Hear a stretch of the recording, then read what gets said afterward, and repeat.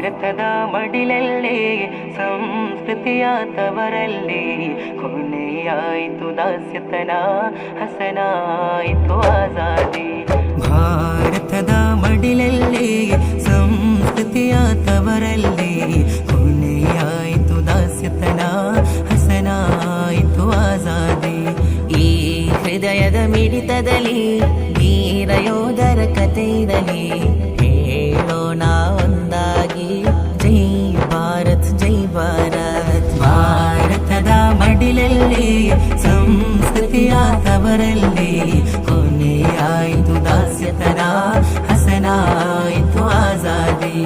ಈ ಹೃದಯದ ಮಿಡಿತದಲ್ಲಿ ವೀರ ಯೋಧರ ಕಥೆ ಇರಲಿ, ಹೇಳೋಣ ಒಂದಾಗಿ ಜೈ ಭಾರತ್ ಜೈ ಭಾರತ್.